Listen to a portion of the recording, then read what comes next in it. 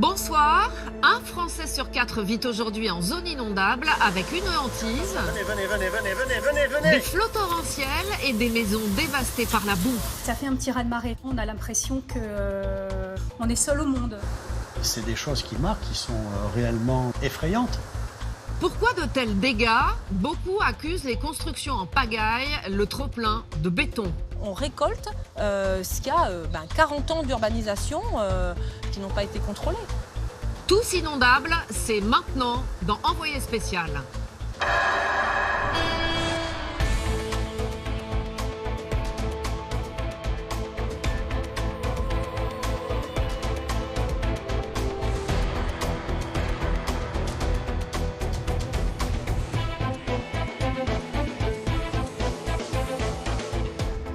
Ce soir, vous découvrirez aussi ces images effarantes, celles de ces retraités, de ces parents qui font une overdose en pleine rue aux États-Unis. Tous sont devenus accros à des médicaments antidouleurs. Ces pilules sont à base d'opium et elles prennent le contrôle de votre vie. C'est l'une des plus graves épidémies qu'ait connue le pays et nous verrons qu'en France, nous ne sommes pas à l'abri.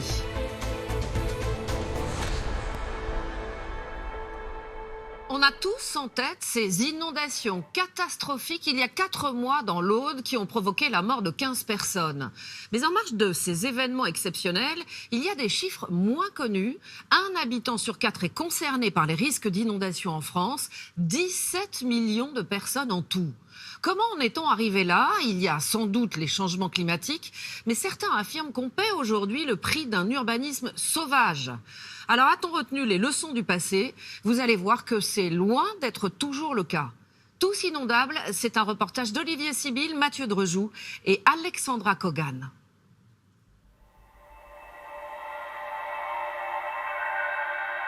Chaque soir à Biot, dès que le ciel se couvre, une angoisse monte dans la ville.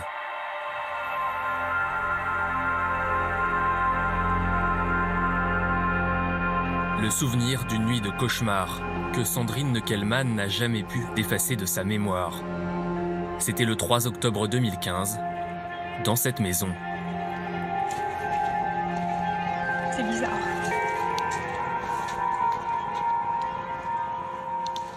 Alors, on pense qu'on tourne la page et en fait non.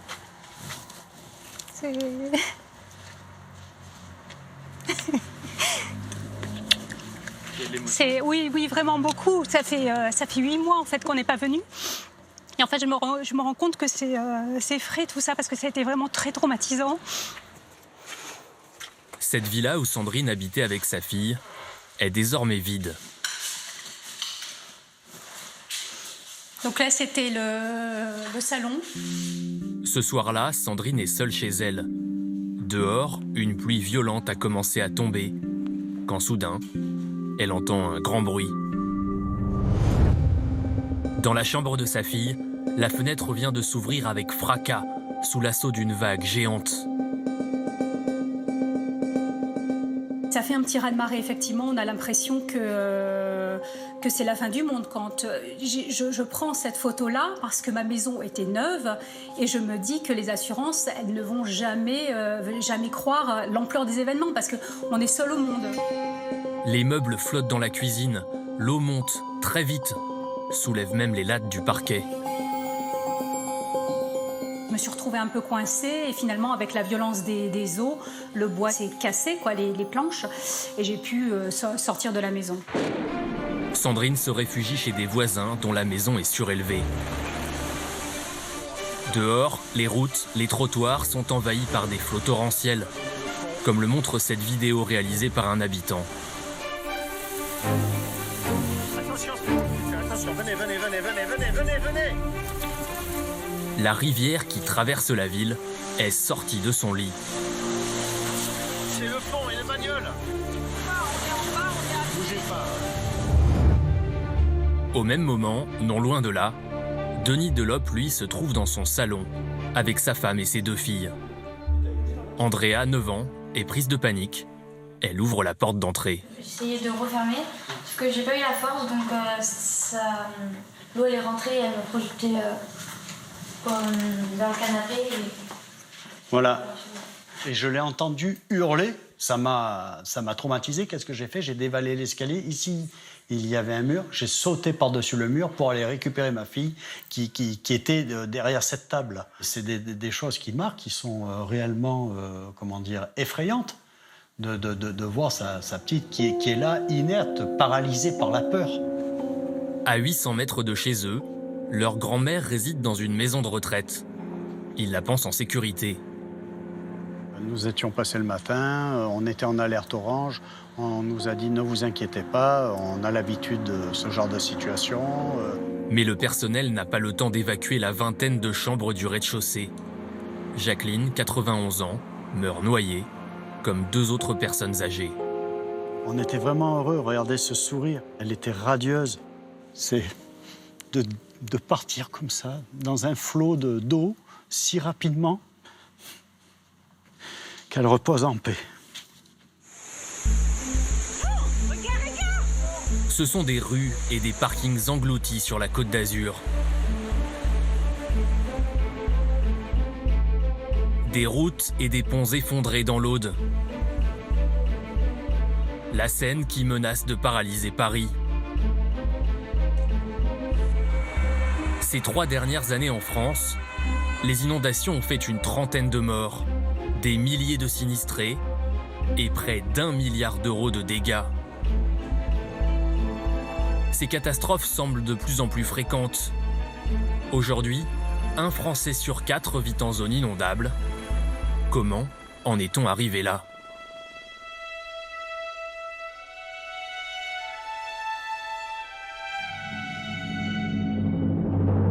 Au bord de la Méditerranée, c'est l'histoire d'une ville qui a grandi trop vite et de ses habitants qui se retrouvent pris au piège. À Biot, au Moyen-Âge, le vieux village a été construit en hauteur, à l'abri des inondations.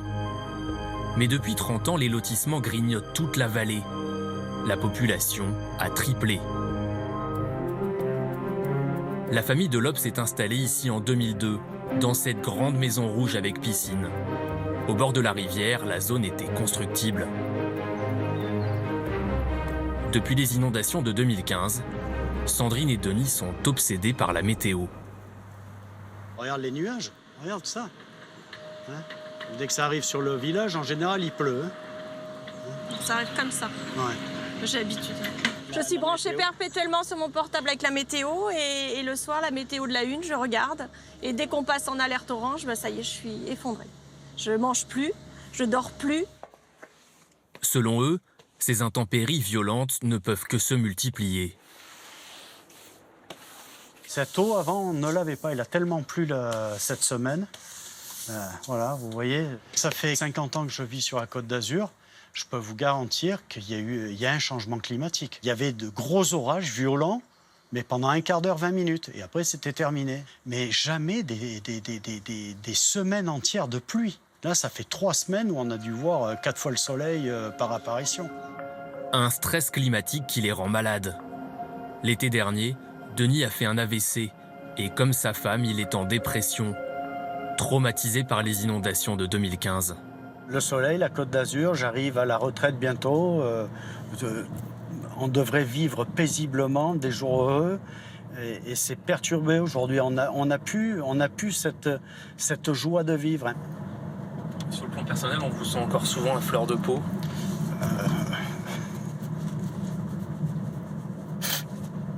Oui, c'est réellement dur. C'est de revoir ça, on est en pleine période, il a énormément plu ces derniers temps sur la Côte d'Azur. J'ai pas dormi à 2h du matin, j'étais dehors avec mon épouse pour surveiller le niveau de la Brague. C'est dur à supporter. Depuis 3 ans, Denis sent aussi une colère monter en lui. Et à Biot, il n'est pas le seul. 400 habitants se sont rassemblés dans un collectif. Bonjour. C'est le frère de Didier. Pas Didier, mais le frère. Selon eux, les responsables de ces inondations, ce sont les pouvoirs publics. Dans les années 80, il n'y avait aucune réglementation sur les inondations. Les permis de construire près de la rivière étaient facilement délivrés.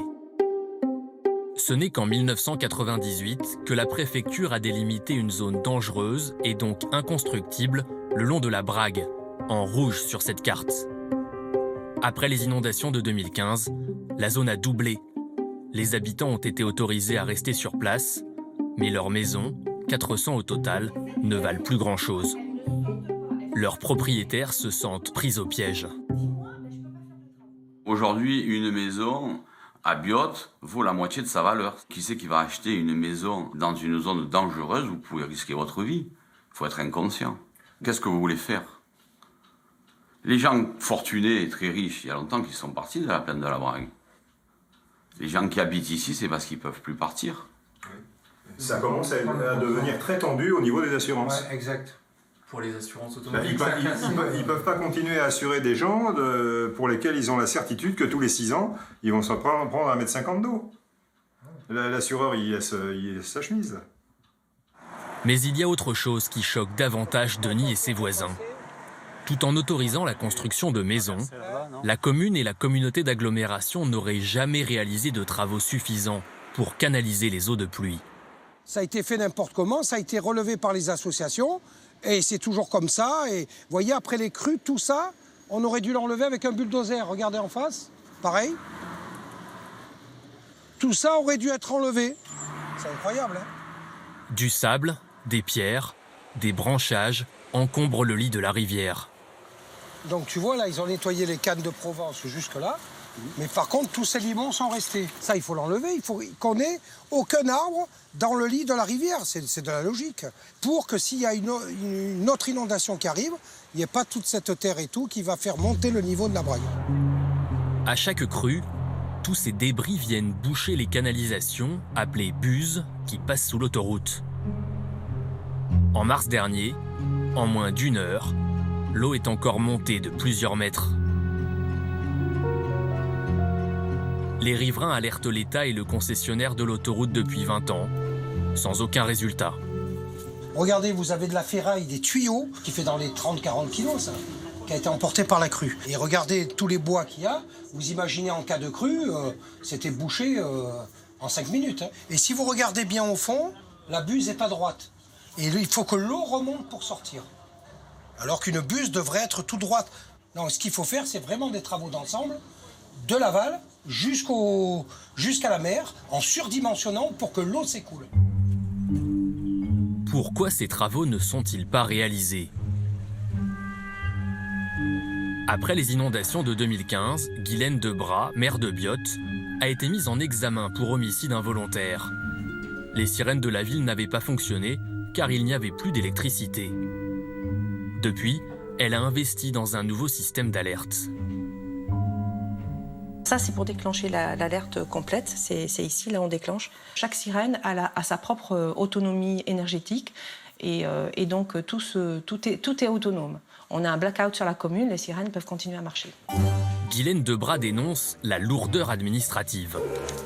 Voici le dossier de construction d'un bassin de rétention sur les hauteurs de Biot pour que la pluie ne se déverse pas dans la plaine. Donc vous avez l'enquête parcellaire pour savoir quelles sont les propriétés à exproprier, l'étude d'impact environnemental.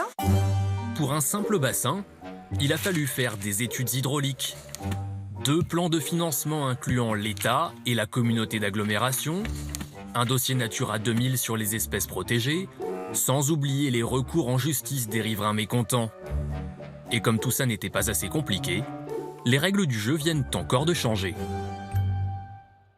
Ce dossier-là, il a pris 1 an dernièrement, simplement parce que la compétence est passée de la commune à la communauté d'agglomération, qui elle-même a transmis le dossier au syndicat mixte départemental.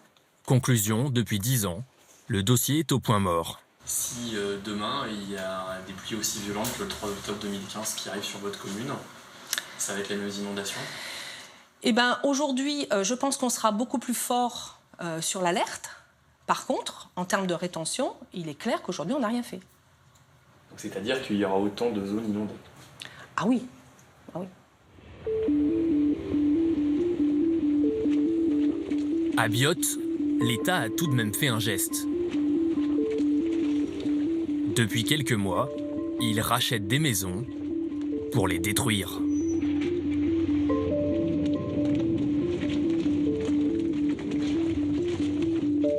Sur ce terrain en bord de rivière, il y avait une villa. Ce n'est plus qu'un champ de gravats. Là, on voit des restes de la piscine. Donc la piscine était là, derrière, et la maison était au fond. L'État a indemnisé le propriétaire au prix de ce que valait la maison en 2015, avant les inondations. Pour ce programme appelé Fonds Barnier, il y a beaucoup de candidats et peu d'élus. Les conditions sont strictes. Les maisons qui disposent d'un étage et donc d'un abri en cas de crue ne sont pas concernées. À Biot, seuls 20 propriétaires sur 400 ont pu bénéficier de ce dispositif. Des gens qui ont des maisons en zone très inondable et dangereuse, parce qu'ils ont un étage, on ne peut pas leur acheter leur maison. Oui. Ça vous pose problème, ça? C'est la règle, c'est la loi. Mais c'est vrai que c'est un vrai problème. Et là, on récolte ce qu'il y a 40 ans d'urbanisation qui n'ont pas été contrôlés. Denis et Sandrine Deloppe habitent juste à côté. Eux aussi aimeraient vendre leur maison et partir. Mais elle a un étage. Aucune chance qu'elle soit rachetée par l'État. Ça va? On se fait la bise. Pour Denis, c'est une injustice. D'autant que son frère jumeau Didier a pu, lui, bénéficier du programme de rachat par l'État. Attention qu'elle tombe pas, voilà. Sa villa de plein pied, trop dangereuse, a été détruite. Il en construit désormais une nouvelle, loin de la rivière cette fois. Toutes les baies vitrées vont être ici, face à la vue là-bas. J'ai fait creuser la petite piscine. Voilà. Vous êtes en sécurité ici. Sur les hauteurs cette fois-ci. Puis en bas de Biot parce que c'est trop risqué. Et je trouve que c'est injuste parce qu'il y a des gens qui sont dans le même lotissement que moi et qui n'ont pas la chance de pouvoir partir. Pour racheter les 400 maisons inondables de Biot, l'État devrait dépenser au moins 200 millions d'euros. Pourtant, à d'autres occasions, les pouvoirs publics n'hésitent pas à investir beaucoup d'argent pour des projets situés en zone inondable. Carcassonne était célèbre pour sa citadelle. En 2014, la ville a célébré avec fierté l'ouverture de son nouveau centre hospitalier. Un établissement ultramoderne qui a coûté 150 millions d'euros. Mais le choix du terrain a beaucoup étonné Bruno Isard et Gilles Gadier. On voit que le centre hospitalier est dans une cuvette, qu'il est entouré de plusieurs monticules et que donc, quand l'eau se déverse dans la cuvette, elle ne peut pas s'échapper. C'est une bassine. Cet hôpital a été posé dans une bassine. Ces deux délégués syndicaux, anciens aides-soignants, n'ont jamais compris pourquoi l'hôpital a été construit sur une zone humide. Les champignons. Où les eaux de pluie ont bien du mal à s'écouler. Alors, on ne va pas aller plus loin là parce qu'on va revenir à la nage si on va plus loin. Effectivement, vous pouvez constater que l'eau est affleurante. Et on avait à peu près ce type de végétation sur l'emplacement où a été construit l'hôpital. Le 15 octobre dernier, les faits leur ont visiblement donné raison. Des pluies très violentes s'abattent sur la région. En quelques heures, les sous-sols de l'hôpital sont inondés.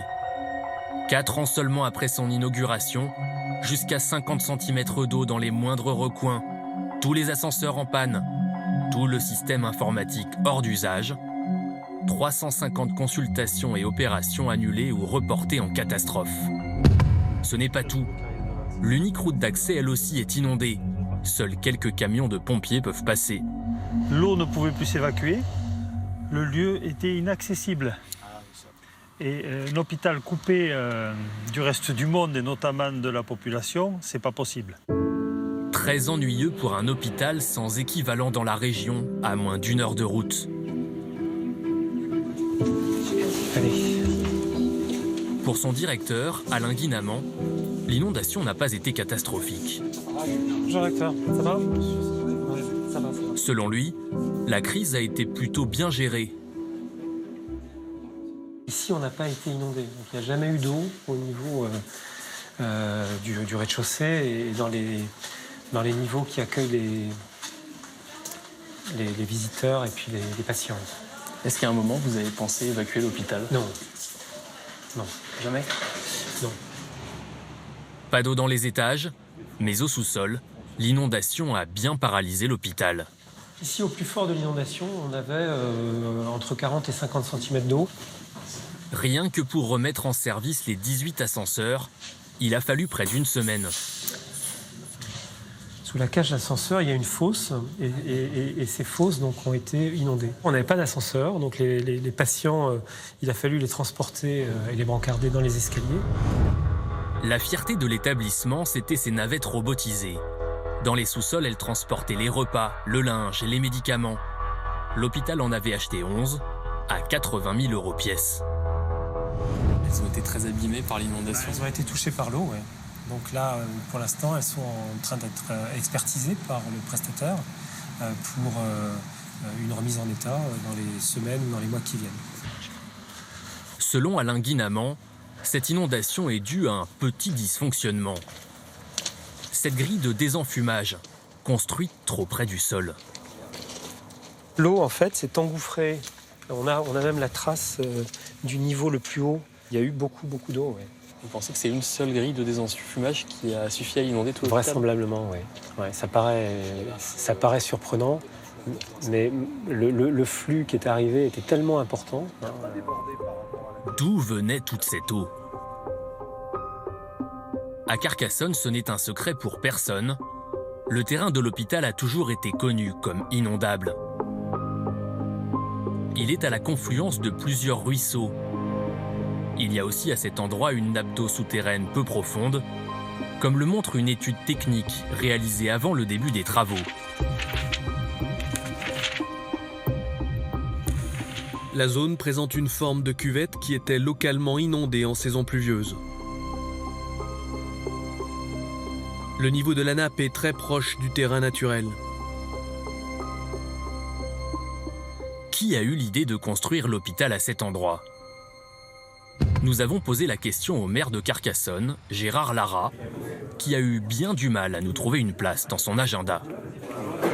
Oui, vie civile, je suis journaliste de France 2 d'envoyé spécial sur l'hôpital. Il n'y avait pas d'autres terrains possibles à Carcassonne, moins risqués? Écoutez, moi je n'ai jamais choisi ces terrains. Enfin, je ne me défausse pas parce que je ne vais pas me défausser. Donc, c'était des décisions qui ont été prises par des élus, par l'ancien directeur de l'hôpital. Effectivement, il y a une quinzaine d'années, c'est Raymond Chéza, l'ancien maire, qui avait lancé cette idée. Mais après son décès en 2005, c'est son ancien adjoint, Gérard Lara, qui lui succède et soutient tout le projet. Il est également président du conseil d'administration de l'hôpital quand l'établissement achète les terrains en 2006. Et en 2014, à la télévision locale, c'est encore lui qui célèbre la fin des travaux. C'est un très grand jour pour Carcassonne. Moi, j'étais à l'origine également des négociations et surtout du choix de l'équipe d'architectes. Et on se rend compte qu'effectivement, la réalisation est au rendez-vous. C'est un très, très bel hôpital du XXIe siècle. Mais après l'inondation, cet hôpital dont il était si fier, Gérard Lara n'a plus envie d'en parler. Et il n'apprécie guère notre insistance. Le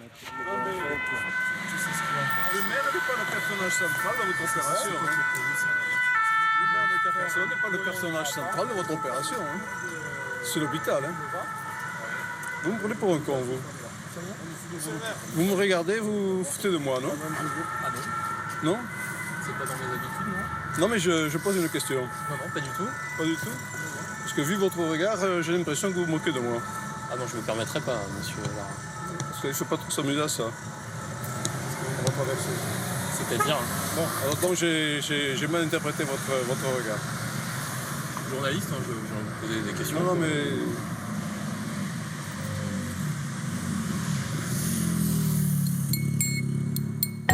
Aujourd'hui, la mairie de Carcassonne rejette la responsabilité de l'inondation sur l'État, et plus précisément sur la direction départementale des territoires et de la mer. C'est cet organisme qui a validé le permis de construire. Bonjour. Marc Vetter en est le directeur adjoint. Selon lui, le risque d'inondation a bel et bien été pris en compte. C'est l'avis qu'on a adressé à la mairie. On tient compte du ruisseau Saint-Martin, donc le ruisseau qui concerne la zone. Et donc le 8 novembre 2010, l'État a émis un avis favorable à une condition, que l'hôpital soit surélevé. Le bâtiment a donc été construit sur un remblai de 4 mètres de haut. Mais les sous-sols creusés dans ce remblai ne sont, eux, jusqu'à 60 cm au-dessus du terrain initial. Selon leurs calculs, cette marche de 60 cm devait être suffisante. La pluie très violente les a dépassés. Sur un point pourtant, Marc Vetter a du mal à se justifier. Ses services ont exigé que l'hôpital soit surélevé, mais pas la route d'accès. Sur ce plan, la route ici, elle reste-t-elle en zone inondable. Donc cette route d'accès peut être inondée par plus de 50 cm d'eau. Et effectivement, lors de l'inondation, on a eu ce cas de figure. Pourquoi est-ce qu'on n'a pas surélevé aussi la route? Eh bien, on n'a pas surélevé la route parce que le parti qui a été pris a été de privilégier la sécurité des patients et donc d'accepter donc que la route ne bénéficie pas du même niveau de protection. Pourquoi on n'a pas fait la route? Il y a eu un oubli, On a surélevé l'hôpital. Je ne sais pas ce que je peux vous dire d'autre. Hein.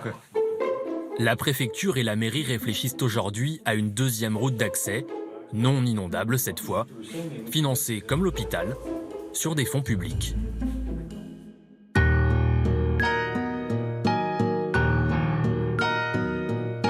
Malgré les risques, certains élus estiment pourtant qu'ils n'ont pas le choix. Dans les grandes villes, la demande de logement explose. Les terrains inondables sont souvent les seuls encore disponibles. Une région est particulièrement concernée, l'Île-de-France. 800 000 personnes y vivent déjà sous la menace d'une crue. Pourtant, le long de la Seine, des chantiers partout. Voici Villeneuve-le-Roi, 20 000 habitants. L'hiver dernier, la Seine a encore envahi les quais. En cas de crue record, comme en 1910, c'est la moitié de la commune qui serait submergée. Mais son maire, Didier Gonzalez, n'a pas peur de l'eau. On a du mal à imaginer qu'elle puisse monter quand même, parce que regardez, elle se trouve assez en contrebas. Dans sa ville, Didier Gonzalez construit beaucoup en ce moment. Il assure qu'il a tiré des leçons du passé. Juste devant vous, vous avez la crèche et ici le centre de loisirs. Et les trois bâtiments sont communicants en hauteur, le tout sur pilotis. C'est-à-dire que vous avez tous les organes, chauffage, électricité, etc., qui se trouvent bien sûr à l'étage. Des bâtiments publics sur pilotis et des fossés pour absorber l'eau. Si la Seine déborde, ce jardin public en forme de cuvette se transforme en réservoir géant. Ces dernières années, la ville a dépensé 3 millions d'euros pour ses aménagements. Non, mais le coin est super sympa, hein. Je peux vous dire, il est bien ici. Hein. La Seine est merveilleuse en temps normal. Bon, donc il faut juste qu'on arrive à trouver le moyen de répondre à ce risque, mais de manière adaptée. L'adaptation, dans ce nouveau quartier au nord de la ville, c'est 1200 appartements, tous surélevés, et une route d'accès, elle aussi rehaussée, pour rester praticable, même en cas de crue record. La crue de 1910, c'est le bandeau blanc, voilà. C'est-à-dire quasiment au niveau où nous sommes. Les parkings, par contre, ont été creusés dans le sol pour que l'eau puisse s'y déverser. Et les véhicules sont déplacés en cas d'inondation. Et on a le temps de déplacer son véhicule? Ah oui, parce que ici nous sommes sur les inondations de la Seine sont des inondations à cinétique lente, c'est-à-dire que les choses arrivent très doucement. On n'est pas comme au Mont-Saint-Michel où ça arrive au cheval au galop. Les nouveaux habitants sont-ils au courant des risques? Nous avons pris rendez-vous chez le promoteur. Nous filmons en caméra cachée. Les gens achètent sur plan 2 ans avant. D'accord. C'est prix d'assaut, on est à 15 minutes de Paris. Le commercial nous montre de belles plaquettes. Les inondations, il n'en parle pas spontanément. Quand on lui pose la question, il se veut rassurant. 40 à 2 pièces. Quoi. Il n'y a pas de risque de débordement de la Seine? On a l'expérience, rassurez-vous, au maximum, ce sont les sous-sols. Mais ça arrive, c'est jamais, ça arrive pas tous les ans, ça arrive tous les 10 ans. Et de temps en temps, au pire, c'est un peu d'eau dans le sous-sol. Quelques centimètres d'eau tous les 10 ans, Ce discours, le promoteur l'avait aussi tenu à Alain Darras quand il a acheté son appartement. La réalité est tout autre. Son parking a été submergé 2 fois en 2 ans. C'était à l'arrière du bâtiment. La Seine était en crue mais n'avait pas débordé. L'eau a jailli de ce talus. D'un coup, on a vu un petit trou qui s'est formé et l'eau qui sortait. Il y avait beaucoup d'eau? Ah oui, il y avait beaucoup d'eau. Là, on voit bien, c'est en train de se remplir. L'eau s'est engouffrée dans les grilles d'aération des parkings. Ça a commencé à inonder tout ce côté-là. C'est arrivé jusqu'à l'autre côté. Le parking est monté, a été inondé jusqu'au-dessus des bornes. De l'autre côté, il y a eu un résident qui était en vacances. Son véhicule est resté sous l'eau. Donc la voiture, elle est partie à la casse. L'eau viendrait d'une canalisation souterraine reliée à la Seine, dont ni le promoteur ni la mairie ne connaissaient l'existence. On se demande comment on a pu faire une construction avec une canalisation sans savoir à qui elle est. C'est une canalisation fantôme. À Villeneuve-le-Roi, les promoteurs ont construit avec de belles intentions, en négligeant parfois des petits détails. La famille Yagbona a emménagé dans cette résidence HLM, complètement rénovée. Un appartement surélevé, donc non inondable. Mais les compteurs EDF ont été laissés au ras du sol. L'hiver dernier, la Seine a débordé. Il y avait des signes en bas de l'immeuble. Les compteurs ont disjoncté. Là. Ouais, les 2 compteurs sont dans l'eau. Tout l'immeuble fonctionne à l'électricité. Pendant 10 jours, plus de frigo, ni de radiateur, ni d'eau chaude. Il n'y avait pas de chauffage, donc on est obligé de chauffer de l'eau ici sur cette barbecue avec les charbons. Donc on mettait les charbons comme ça, monsieur, pour chauffer de l'eau avec. Dans le casserole. Coupé du monde, éclairage à la bougie. Franchement, il faisait froid. On mettait même moins 2, moins 3, mais on dormait avec 2 jogging. 2 jogging, avec le pull, couverture. Couette, 2 couettes sur nous. La famille redoute une nouvelle inondation. Cet hiver, heureusement, la Seine est restée calme. Depuis notre tournage, EDF a même promis de changer bientôt l'emplacement des compteurs.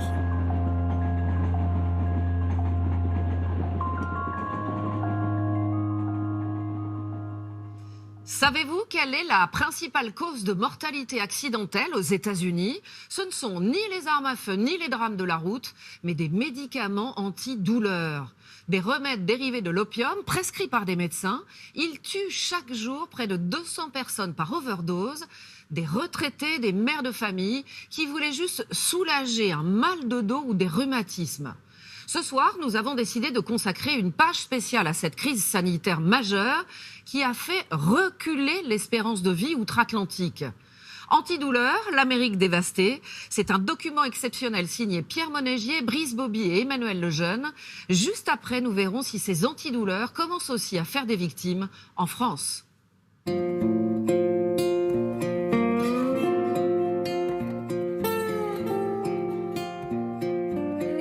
Il y a des bonheurs sans nuages. Des joies que rien ne devrait faire dérailler. La naissance d'un enfant, entouré de ses parents et grands-parents.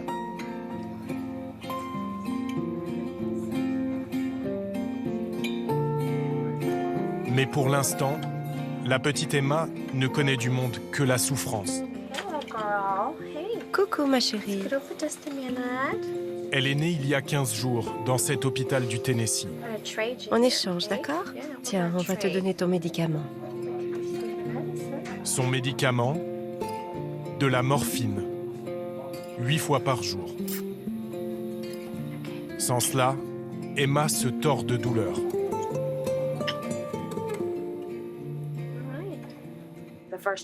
La première nuit, elle a bien dormi. Mais le lendemain de sa naissance, elle n'arrivait plus à dormir.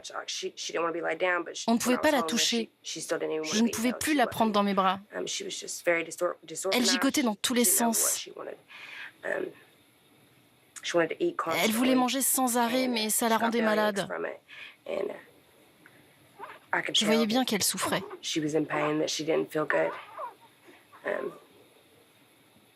C'était dur. Ça m'a brisé le cœur. Emma souffre de ce qu'on appelle le syndrome d'abstinence néonatale. C'est un bébé en manque, chimiquement accro aux antidouleurs. Bonjour, je suis le docteur Burnett. Bonjour, je suis Alexis. Je suis contente de vous voir. Je voulais faire le point avec vous sur le traitement de votre bébé. Vous le savez, je crois, dans son cas, la morphine ne suffit pas. Il faut même compléter le traitement. Elle a reçu la dose maximale. Jusque-là, elle a l'air de le supporter. Il y a des risques de complications, mais il y va de sa survie.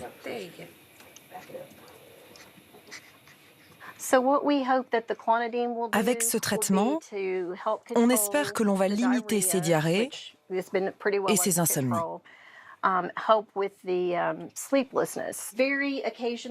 Sa maman prenait des antalgiques dérivés de l'opium, des médicaments antidouleurs qui créent une dépendance.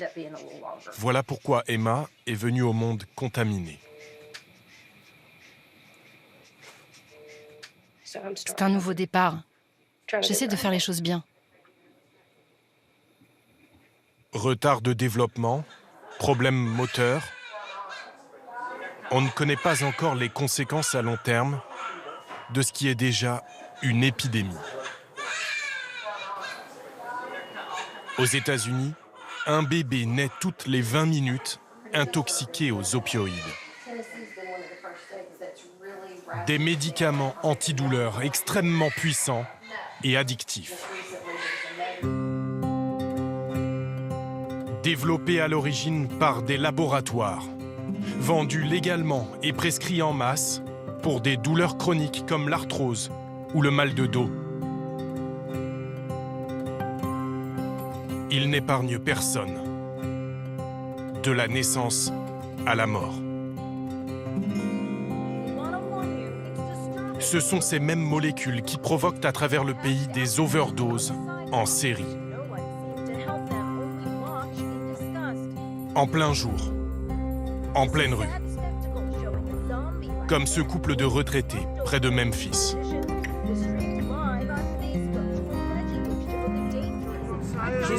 Elle respire encore. Cette jeune femme, sur un parking du New Jersey. Hé mec, réveille-toi! Ce père de famille, au volant de sa voiture. Maman! Réveille-toi! Ce ne sont pas les profils habituels de toxicomanes, mais des citoyens ordinaires. Des parents, chez eux, filmés par leurs enfants. Papa! Tu peux pas être comme ça devant tes propres enfants, merde! Les opioïdes tuent près de 200 Américains chaque jour. 72 000 en 2017. C'est plus que les armes à feu et les accidents de la route combinés. L'espérance de vie recule désormais aux États-Unis. La mort sur ordonnance frappe partout, indifféremment. Cette fillette vient de voir sa mère s'écrouler alors qu'elle faisait ses courses au supermarché.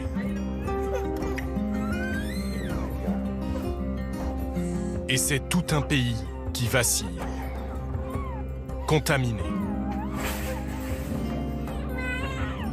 La plus grave crise sanitaire qu'ait connue l'Amérique lui a été inoculée par ceux qui étaient censés la soigner. Les médicaments se sont mis à tuer.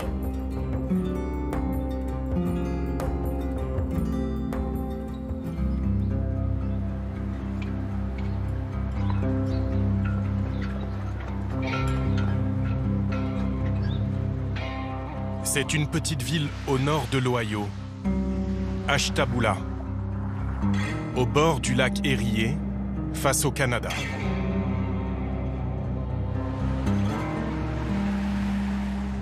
Ni pauvre ni riche, tout ce qu'il y a de plus normal aujourd'hui en Amérique.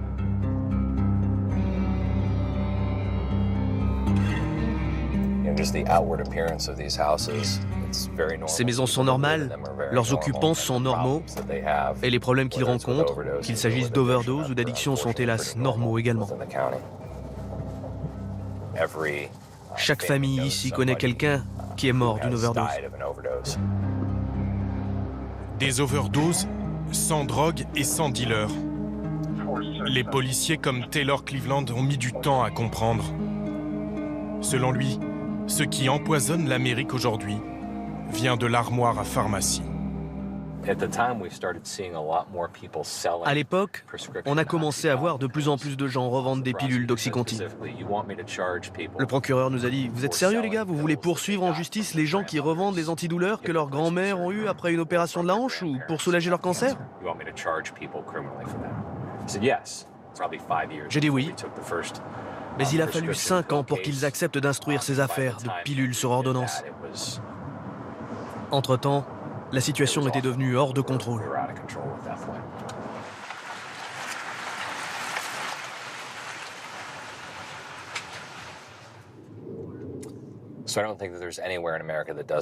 Je ne crois pas qu'il y ait un seul endroit aux États-Unis qui ne soit pas concerné.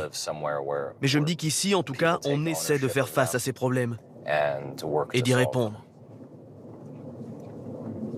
On sent que vous êtes ému quand vous parlez de votre ville. Parce que je l'aime, ma ville.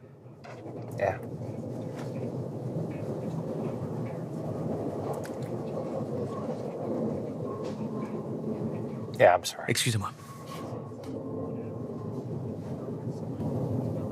Les victimes, désormais, sont ses voisins, ses proches. Des citoyens ordinaires emportés par une épidémie. Policiers, pompiers et secouristes, tous les agents de terrain ont reçu une nouvelle arme, le Narcan. Voilà, ça c'est du Narcan. L'antidote aux opioïdes. C'est un spray nasal. Il suffit de le sortir de l'emballage. Et si quelqu'un fait une overdose, on lui injecte comme ça, dans la narine.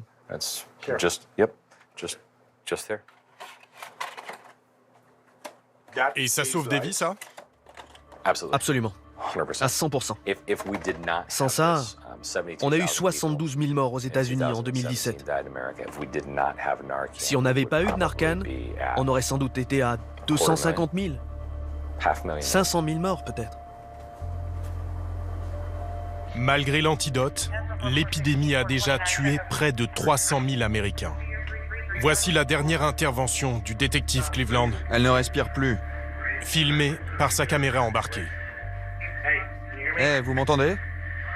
Une femme d'une quarantaine d'années, inconsciente, dans sa chambre. Les opioïdes provoquent un arrêt respiratoire. Mélanie, vous m'entendez? Mais ils peuvent aussi contaminer les policiers eux-mêmes. J'ai besoin de savoir ce qu'elle a pris avant de toucher quoi que ce soit. Rien qu'en touchant les victimes, les secours peuvent faire une overdose à leur tour. Ok, laissez-moi enfiler mes gants et je vais lui donner son Narcan, ok? Des overdoses dans la salle de bain ou en sortant de la pharmacie. Et aux côtés des victimes, le plus souvent ce ne sont pas des drogues que les policiers saisissent.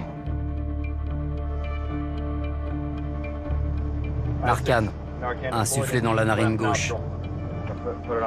Mais bien des médicaments qu'on trouve en pharmacie.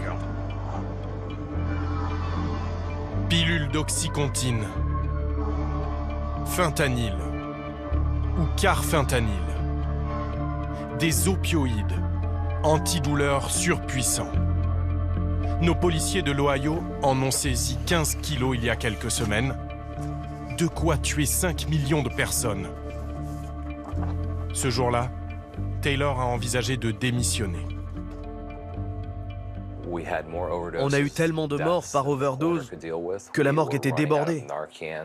On s'est retrouvé à court de Narcan pour sauver les gens et empêcher les overdoses.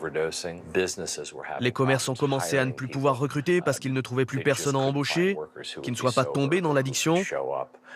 Les gens ne pouvaient plus faire leurs courses chez Walmart sans se faire braquer sur les parkings par des gens devenus accros. C'était devenu un problème qui concernait tout le monde dans la communauté. Et il y a 18 mois encore, franchement, je ne savais plus quoi faire.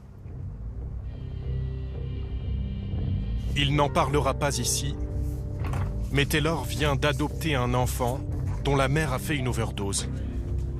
C'était sa voisine.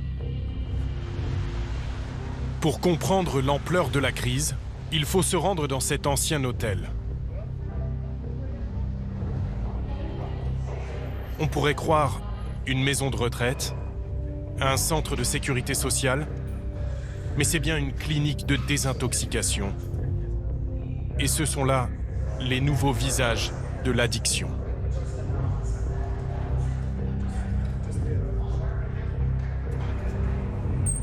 Tracy y travaille en tant que psychologue. Steve? Elle accompagne Steve, 51 ans, depuis 1 an et demi. Comment ça va aujourd'hui? Ça va. Bien. Il n'avait jamais connu de problème de drogue ni d'alcool.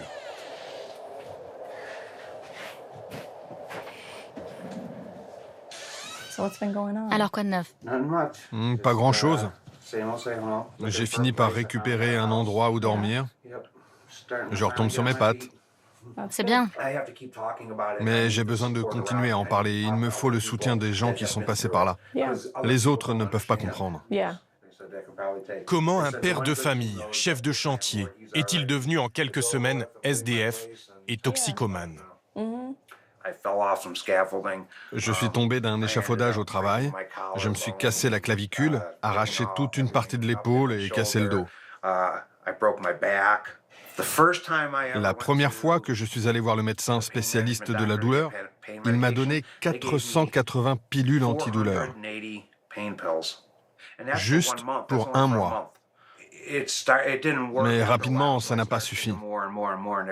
J'ai commencé à en prendre de plus en plus et très vite, je suis devenu accro aux pilules.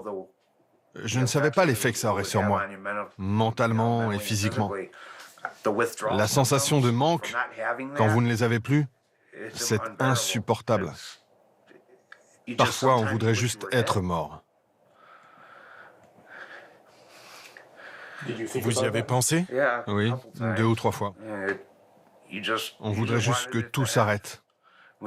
Sans les pilules, je ne voulais plus continuer.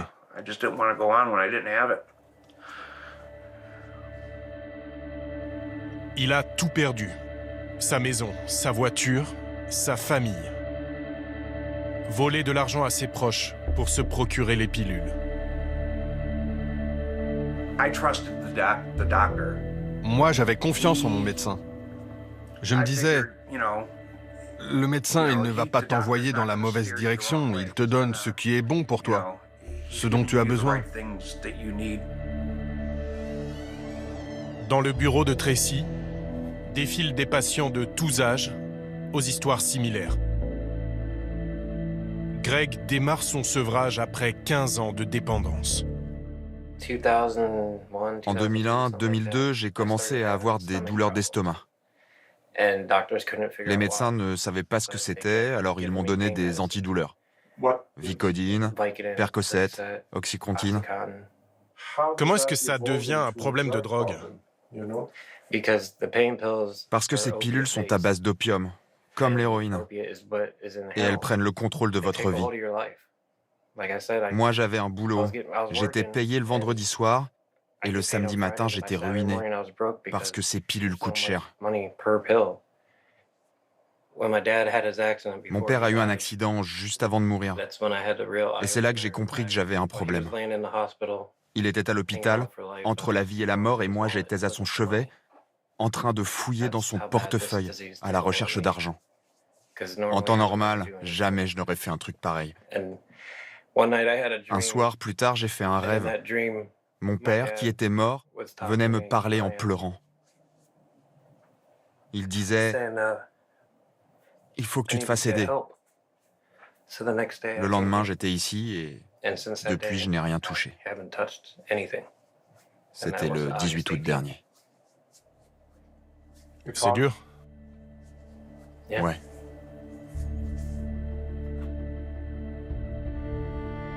Les rechutes sont fréquentes. La dépendance aux opioïdes est l'une des plus puissantes qui soit. Le centre est théoriquement ouvert à toutes les addictions, mais en thérapie de groupe, presque tous partagent le même démon. Qui parmi vous est accro aux opioïdes? 5 patients sur 8. Et qui a commencé par des pilules sur ordonnance? Tous accros sur ordonnance. À des médicaments 10 à 100 fois plus puissants que l'héroïne.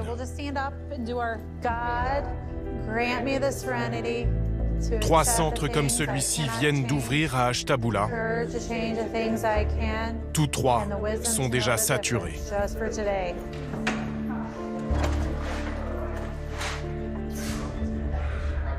Au départ de l'épidémie, il y a une pilule miracle, ou présentée comme telle. L'oxycontine. Un antidouleur à base d'opium.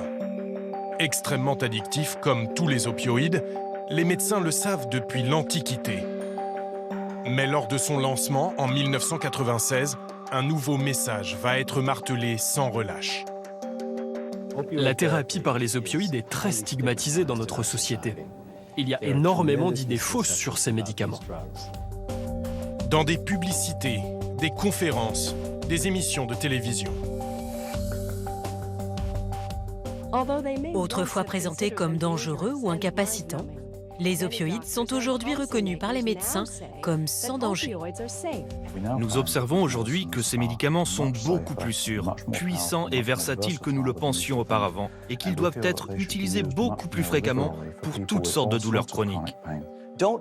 N'ayez pas peur de prendre ce que le médecin vous prescrit. Souvent, il s'agira de médicaments opioïdes. Certains patients ont peur de prendre des opioïdes car ils les croient trop puissants ou addictifs. Mais c'est loin d'être le cas. Moins de 1% des patients qui prennent des opioïdes deviennent dépendants. Moins de 1% de risque d'addiction. Ce chiffre n'est fondé sur aucune étude scientifique sérieuse. Mais il va doper les ventes d'oxycontine. Développée pour les patients en phase terminale de cancer, la molécule va être prescrite à des millions d'Américains souffrant de douleurs chroniques à grand renfort de communication. Ces patients souffrent depuis des années de différentes douleurs chroniques. Cette campagne, lancée en 1998, fut un immense succès. Mes douleurs vont des pieds à la tête. 3 films de 30 minutes à destination des médecins, avec des patients modèles, comme Johnny Sullivan. C'est au niveau de la colonne vertébrale, en permanence. Ou Lorraine Cambra. C'est comme si on me broyait les muscles du dos. Arthrose, sciatique, quelle que soit la douleur, un même remède pour revenir à la vie. L'oxycontine. Je revis. Maintenant, je profite de chaque instant, grâce à mon médicament. Ces patients avaient été soigneusement sélectionnés. Je peux pas vous dire à quel point je suis heureux aujourd'hui. Depuis que je prends ce nouvel antidouleur, je n'ai pas raté une journée de travail. De jolies histoires qui ont convaincu des milliers de médecins, des millions d'autres patients. Maintenant, je peux jouer avec mes petits-enfants sans leur dire « Grand-mère ne peut pas, elle souffre, elle a mal au dos ».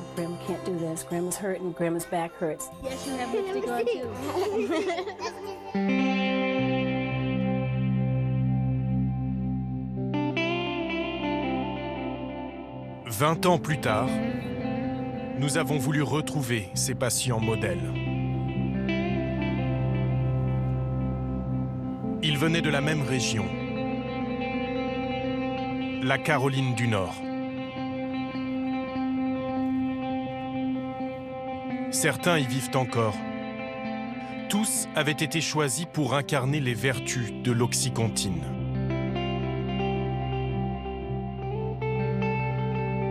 Greg a été retrouvé mort dans son appartement, des dizaines de comprimés autour de lui. Johnny, qui disait être revenu à la vie, est mort après des années de dépendance. Sa veuve et ses enfants racontent que l'Oxycontin en avait fait un fantôme qui s'endormait à table en pleine conversation. Il a fini par s'évanouir au volant.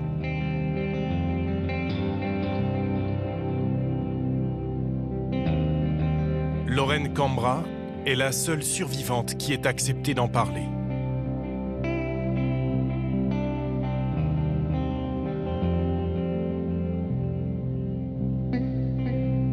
Elle vit aujourd'hui chez sa fille, dans ce petit lotissement. Elle avait toujours refusé de se confier à des journalistes. Bonjour. Bonjour Lorraine, comment allez-vous? Venez entrer. Son histoire est faite de douleur et de honte.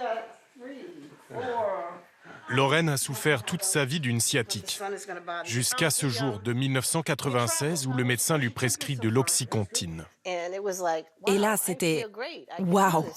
Je me sentais super bien. Je pouvais marcher, nager, faire du sport, des activités normales sans souffrir.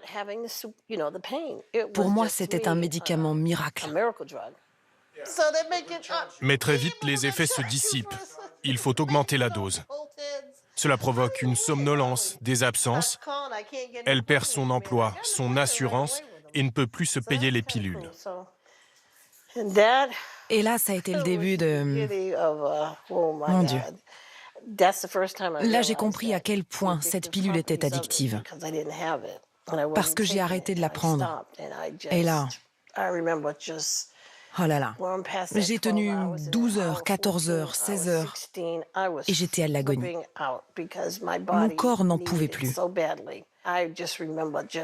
Je me rappelle, mon Dieu, je hurlais sur tout le monde, c'était horrible. Je n'ai même pas tenu une journée. J'ai pris l'argent prévu pour mon crédit voiture et je suis allée m'acheter mes pilules. Ça, c'était le premier mois. Ensuite, j'ai pris l'argent prévu pour la voiture, pour le crédit de la maison, pour la nourriture, pour mes pilules. Et au final, j'ai tout perdu. Ma voiture, ma maison. J'étais pratiquement SDF. On avait acheté une belle maison, avec une piscine. C'était mon rêve. Je crois qu'on la voit dans la vidéo. Elle avait accepté de figurer dans la vidéo à la demande de son médecin, le docteur Spanos, qui apparaît lui aussi. Que nous apprennent ces patients? Avant tout, ils réfutent la légende selon laquelle les opioïdes à terme conduisent à l'addiction et la passivité. Aucun de ces patients n'est devenu dépendant.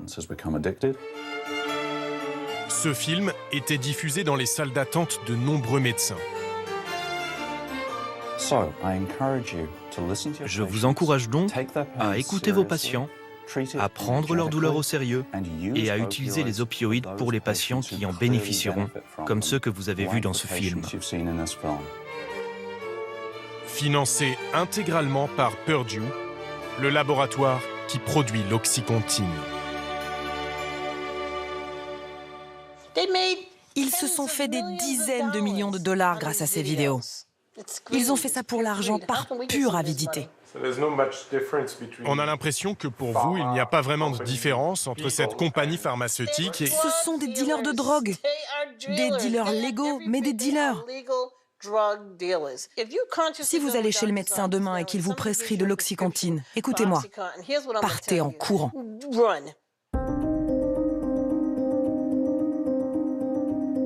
Nous avons cherché les responsables à travers tout le pays. Les médecins d'abord. Ceux qui ont fait la promotion de l'Oxycontin à la télévision ont tous disparu des médias. le docteur Spanos, qui suivait Lorraine et Johnny, habiterait dans cette ville-là. Il a ignoré tous nos appels, tous nos messages. Pour encourager patients et médecins, 34 000 boîtes d'Oxycontin ont même été distribuées gratuitement par la compagnie. Alors nous avons remonté la filière jusqu'à Stamford, dans le Connecticut, le siège de Purdue Pharma. L'une des entreprises les plus impénétrables des États-Unis. Non cotée en bourse, ses comptes sont tenus secrets, l'identité de ses propriétaires nappée de mystère. Nous avons contacté la communication, les avocats, les dirigeants du groupe, sans réponse. Un homme les poursuit sans relâche depuis plus de 15 ans. Le professeur Andrew Kolodny, le lanceur d'alerte des opioïdes, la bête noire des labos. Bonjour. C'est un honneur d'être ici pour parler de l'épidémie d'addiction aux opioïdes. Je n'ai aucun lien d'intérêt financier à déclarer avec quelque laboratoire pharmaceutique que ce soit. Et je crois qu'en m'écoutant, vous allez vite comprendre pourquoi aucun labo ne voudrait être associé à moi. Médecin, spécialiste de l'addiction, il est le premier à avoir posé un diagnostic sur cette crise sanitaire. Ce qu'on observe dans à peu près tous les États du pays, c'est une augmentation très nette de l'addiction aux opioïdes. De 1999 à 2001, puis à 2003, 2005, 2007 et 2009. L'augmentation brutale d'une maladie, c'est la définition même d'une épidémie. C'est même la pire épidémie d'addiction de l'histoire des États-Unis. Et une épidémie programmée, selon lui, planifiée par un laboratoire en particulier. Ça aurait été très difficile pour Purdue Pharma de rencontrer un succès commercial aussi important avec l'Oxycontin si les médecins l'avaient prescrit de façon appropriée. Parce que les douleurs en phase terminale de cancer, ce n'est pas très commun. Et par définition, les patients en phase terminale n'en utiliseront pas longtemps. Pour qu'un médicament rapporte, il faut que les médecins le prescrivent pour des problèmes classiques sur le long terme. Et si le médicament est addictif, alors vous avez la recette pour un carton commercial. Et aux États-Unis, la FDA, l'agence censée contrôler l'industrie pharmaceutique, a failli dans sa mission. Comment les autorités sont-elles passées à côté de la plus grave crise sanitaire du pays? Une épidémie qui allait tuer en 20 ans près de 300 000 personnes. Certains ont bien tenté d'intervenir au tout début de la crise. Décembre 2001, l'Amérique est sonnée par les attentats du 11 septembre. Rares sont ceux qui s'intéressent au poison qui, de l'intérieur, va faire bien plus de victimes. Audition sur les abus du médicament Oxycontin. Seuls quelques sénateurs s'inquiètent des pratiques de Purdue Pharma. Ils convoquent les représentants du groupe. Je suis le docteur Paul Goldenheim, médecin en chef chez Purdue Pharma. Il s'agit de l'unique audition publique d'un membre du laboratoire. Chez Purdue, nous sommes très choqués que l'Oxycontin, qui vient soulager des milliers de personnes, soit également mal utilisé.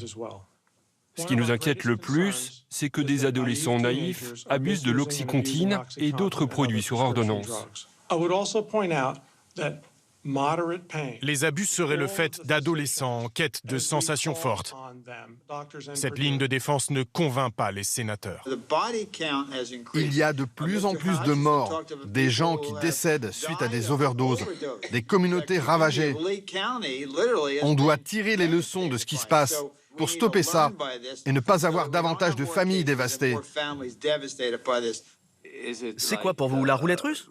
Si ce médicament vous soulage, c'est grâce à nous. S'il vous rend accro, c'est de votre faute. C'est pas notre problème. Eh bien, je crois qu'il y a pas mal de monde qui pense que si. C'est de votre responsabilité. Je crois qu'il faut bien voir que nos pouvoirs sont limités. Nous n'avons pas le pouvoir d'investiguer. Oh, ça va. Ne vous fichez pas de moi. Myrtle Beach, en Caroline du Sud, c'est pas New York. Dans cette petite ville, vous avez une augmentation d'$1 million de vos ventes en 3 mois, plus que n'importe où à travers le pays. On ne peut pas empêcher les gens de prescrire nos produits. Les sénateurs ne vont pas en rester là.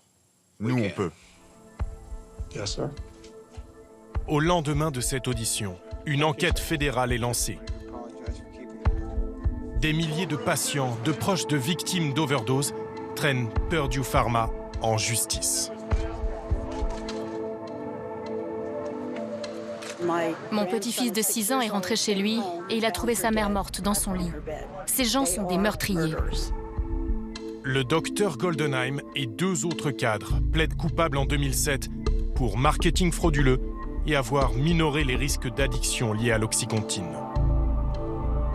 Purdue écope d'une amende de $600 millions, l'une des plus importantes infligées à un laboratoire. Purdue est désormais un criminel condamné. Chaque fois que quelqu'un entendra le mot oxycontine, il se dira « Ah, c'est le médicament pour lequel ce labo a été condamné ». Nous sommes en 2007. L'oxycontine aurait pu disparaître. C'est exactement le contraire qu'il va se passer. Au lendemain de la sanction, les propriétaires de Purdue redoublent d'efforts pour vendre l'oxycontine. Personne ne le sait à l'époque, mais le médicament va rapporter $35 milliards au groupe. L'amende de 600 millions n'est qu'une contravention sur la route de Purdue. Fini les vidéos, le labo mise cette fois sur une armée de représentants médicaux pour inonder le marché. En banlieue de Philadelphie, nous avons rendez-vous avec une repentie. Bonjour. Entrez. Carol Panara, ancienne visiteuse médicale de Purdue. Tenez, j'ai fait des cookies et du café. Rares sont les ex-employés prêts à lever le voile sur les agissements du groupe. Carol a été recrutée au lendemain de la condamnation. En 2008-2009, la compagnie a connu une mini-expansion. Ils ont embauché plus d'une centaine de représentants commerciaux. L'objectif, c'était d'avoir un accès direct, en tête-à-tête, avec les médecins de famille. Plus question de se limiter aux spécialistes de la douleur. Il fallait démarcher les généralistes, moins au fait des risques d'addiction. On disait aux médecins, est-ce que vous avez des patients qui souffrent d'arthrite? C'est une maladie chronique. Et l'oxycontine, justement, est préconisée dans le traitement des douleurs chroniques modérées à sévères. Et on les a emmenés sur cette voie. Pour convaincre les médecins, Purdue lui fournissait des publications soi-disant scientifiques. Il nous donnait des magazines comme Ensemble contre la douleur, l'Association américaine contre la douleur, enfin des revues de ce type qu'on laissait aux médecins et qui les encourageaient à prescrire des opioïdes. Ce n'est qu'après avoir quitté l'entreprise que j'ai découvert que ces publications étaient financées par Purdue. Il nous donnait aussi un fascicule marketing qui expliquait la soi-disant différence entre l'addiction et la pseudo-addiction. La pseudo-addiction, selon Purdue, c'est quand un patient a l'air d'être accro, se comporte comme un toxicomane, mais qu'en réalité, c'est juste qu'il est mal pris en charge. Que sa douleur n'est pas bien traitée et qu'il faut passer à la dose suivante, à un échelon plus haut. Si le patient semble accro, augmentez la dose. Et les visiteurs médicaux avaient tout intérêt à ce que le médecin pousse dans ce sens. Ça, ce sont les primes que j'ai touchées. C'était en fonction du dosage. Si le médecin prescrivait beaucoup de 10 ou 20 mg, vous touchiez un certain bonus. Beaucoup de 30 ou 40 mg, 60 ou 80, un bonus plus élevé. Car plus les dosages sont élevés, plus les pilules sont chères et plus l'entreprise gagne d'argent. Donc plus vous dépassiez vos objectifs de vente dans les dosages forts, plus votre prime était importante. Plus de 10 400 $ par trimestre, en plus de son salaire. Carol gagnait très bien sa vie. Et puis un jour, c'était un dimanche. Je devais aller à l'aéroport pour me rendre au meeting annuel de l'entreprise. Et là, j'ai eu comme une révélation. Je me suis dit non, je ne peux plus faire ça. Alors j'ai démissionné. Je ne pouvais plus continuer. C'est comme si on m'avait retiré tout le poids du monde. Mes amis m'ont dit « Tu démissionnes d'un groupe pharmaceutique, tu es folle !» Et je leur ai dit non. Ma tranquillité d'esprit vaut plus qu'un bulletin de paie.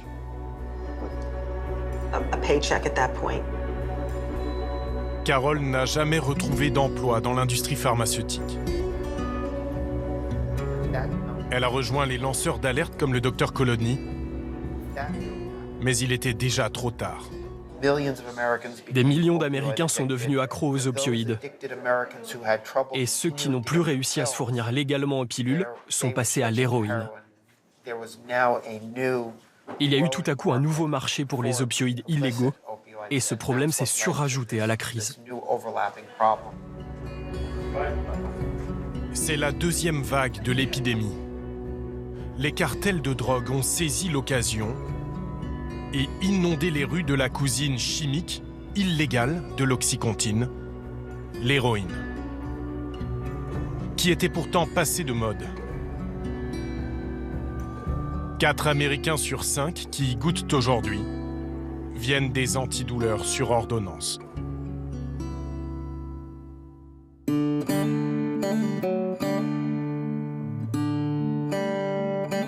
Voilà comment des États entiers, jusque-là épargnés, ont basculé dans l'addiction.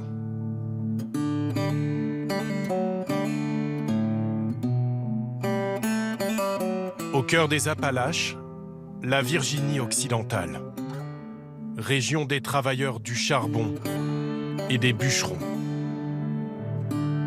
de tous les dos cassés qui se sont vus prescrire en masse des antidouleurs.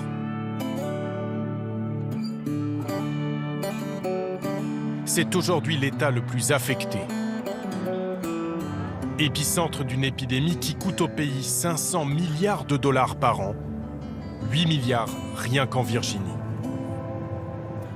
Alors les opioïdes sont devenus la question politique du moment. Ce lobbyiste a empoché des millions en conseillant les producteurs d'opioïdes qui ont inondé la Virginie de leur poison. Lorsque nous arrivons en Virginie, Donald Trump est attendu à Huntington, la ville emblématique de la crise, où le président compte de nombreux fans.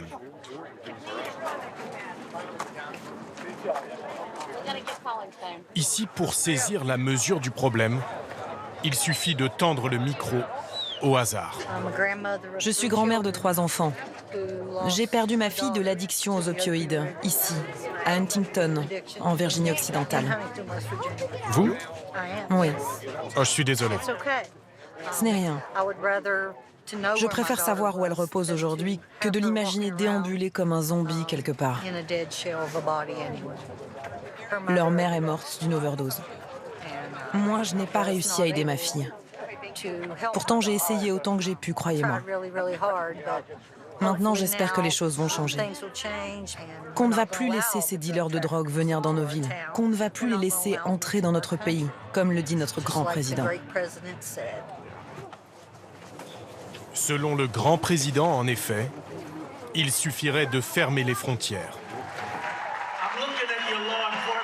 Dans son discours, pas un mot sur Purdue Pharma, l'oxycontine ou les laboratoires à l'origine de la crise. Les coupables viennent de l'étranger. L'immigration illégale. Ce sont les trafiquants de drogue mexicains. Ils menacent nos communautés. Près de 100% de l'héroïne aux États-Unis vient de la frontière sud, tout comme 90% de la cocaïne, de la meth et de l'ultra-dangereux fentanyl, l'opioïde tueur. Ces drogues tuent plus de 70 000 Américains chaque année. La réponse politique n'ira pas plus loin. Jusqu'à la Maison-Blanche, on rechigne à s'attaquer aux racines du mal.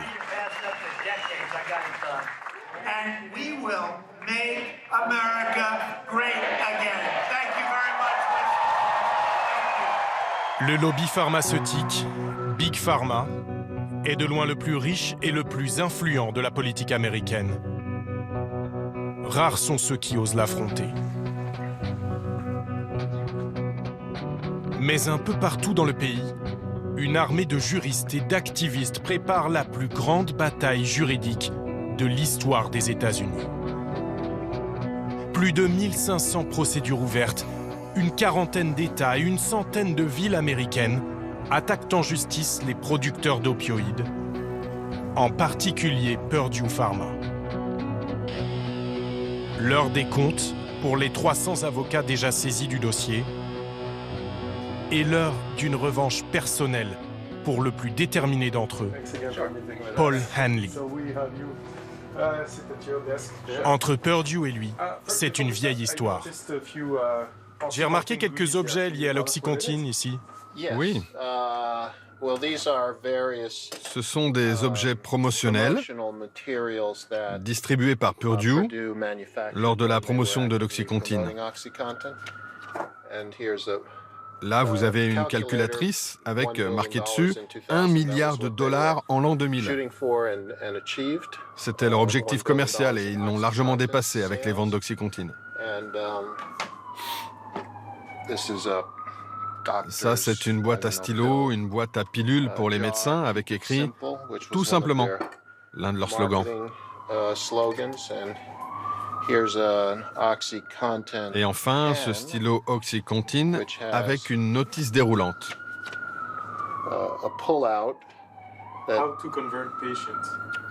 Comment convertir des patients à l'Oxycontin, dans laquelle il y a de nombreuses affirmations trompeuses. Et pourquoi vous gardez ça dans votre bureau? Parce que ce sont des preuves pour le procès. C'est lui qui a fait condamner Purdue en 2007. On était très naïfs en 2007. On pensait que 634 millions de dollars d'amende serviraient de leçon à Purdue. Mais surtout, nous n'avions pas compris qu'à l'époque, on n'en était encore qu'aux prémices de l'épidémie.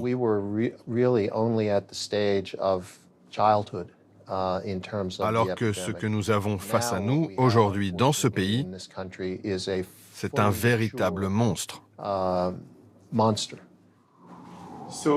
Il réclame au labo des centaines de milliards. Et pour régler l'addition, il ne vise plus les cadres, mais bien les propriétaires de Purdue, la mystérieuse famille Sackler. Nous venons de citer nommément les Sackler dans l'une des plus grandes procédures en cours, ici, dans l'État de New York. Car nous avons enfin trouvé des éléments précis qui nous permettent de montrer que les membres de la famille sont personnellement impliqués dans les mensonges autour de l'Oxycontin. C'est une famille extrêmement discrète. Il semble que leur avocat leur ait conseillé, il y a déjà des années, des décennies même, de ne pas donner d'interview. Et ils s'y sont tenus. Vous ne trouverez pas la moindre interview d'un membre de la famille Sackler.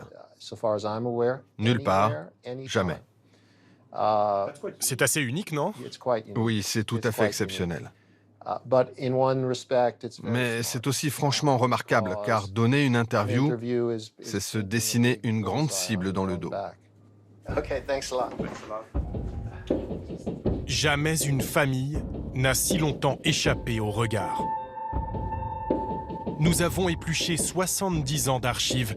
Il n'existe aucune vidéo publique, à peine quelques photos des Sackler. Une des dynasties les plus puissantes des États-Unis. Plus riche que les Rockefeller. Il y a d'abord Arthur, le patriarche. Médecin et publicitaire à la fois, c'est le secret de leur incroyable réussite. Son génie du marketing permet dans les années 60 au Valium des laboratoires Roche d'atteindre 100 millions de dollars de vente, du jamais vu. Avec ses frères Raymond et Mortimer, il développe le premier succès maison de Purdue, son premier opioïde à base de morphine, MS-Contin. Le brevet arrive à expiration lorsque l'héritier Richard Sackler prend les rênes du groupe. C'est lui qui remplace la morphine par l'oxycodone, 2 fois plus forte. L'oxycontin est né et va assurer la fortune de la dynastie, 13 milliards de dollars aujourd'hui. 8 membres des Sackler siégeaient encore au comité de direction jusqu'à l'été dernier. Leur nom n'apparaît nulle part dans les documents publics de Purdue. En revanche, ils s'affichent sur les plus grands musées du monde. Au Metropolitan, à New York, où ils ont financé l'immense temple de Dendur. Au Guggenheim, au Louvre également. À Londres, Washington, Tel Aviv et Pékin, les Sackler apposent leur nom sur des bibliothèques, des universités et même un astéroïde. À des années-lumière du produit qui a fait leur fortune. Une image respectable qui vole en éclats aujourd'hui. Des activistes multiplient les opérations coup de poing. Les Sackler ont menti. Des milliers sont morts. Les Sackler savaient que leur pilule tuerait. Selon eux, les prétendus philanthropes sont des empoisonneurs. Il faut qu'ils paient les désintoxications. Des centaines de personnes meurent chaque jour. Des milliers sont mortes à travers le pays et maintenant ils s'implantent en Europe. Et ils vont tuer là-bas aussi. Pendant qu'eux mènent la fronde à New York, d'autres à travers le pays s'organisent à leur niveau, avec leurs moyens. Au Tennessee, où nous avions démarré notre enquête, une petite maison bleue a ouvert ses portes aux mères qui tentent de décrocher et à leurs enfants contaminés, atteints du syndrome d'abstinence néonatale. On va voir les enfants. C'est Rebecca Fetzer qui en a eu l'idée. Coucou, on vient vous voir. Ici, tout repose sur les bénévoles, qui s'occupent d'une vingtaine d'enfants. C'est quoi ça? Curieux de tout, C'est un micro? mais qui connaissent des retards de développement.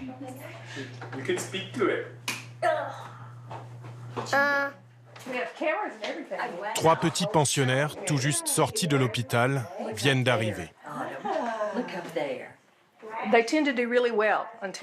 Ils vont bien jusqu'à ce qu'ils aient l'âge d'aller à l'école. Là, on observe des troubles de la concentration, des difficultés d'apprentissage, proches de l'autisme. Les volontaires jouent les grands-mères, pendant que les mères sont en thérapie. Il y a une prédisposition à l'addiction, mais ce n'est pas une fatalité. Ça ne veut pas dire que vos enfants vont forcément devenir accros, ok? Intoxiqués par les médicaments, mais rongés par la culpabilité. Mes enfants, c'est ceux qui comptent le plus pour moi. Je ne veux pas qu'à cause de moi, ils aient une enfance difficile. Parce que maman est à côté de la plaque. Ça, c'est égoïste. Elles n'ont encore droit qu'à ces quelques heures par semaine avec leurs enfants.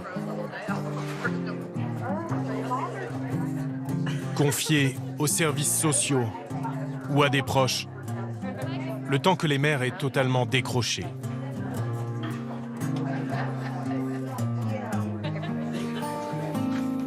La petite Emma a aujourd'hui 4 mois. Elle semble tirée d'affaire dans l'immédiat, mais on ignore encore l'impact que les opioïdes auront sur son avenir. Sa mère continue son combat pour se débarrasser de l'addiction, comme des milliers d'autres Américains. Les pilules sur ordonnance ou achetées dans la rue leur ont presque tout pris. Il faut plusieurs années pour se défaire des opioïdes. Il faudra plusieurs générations pour dissiper totalement les effets du poison.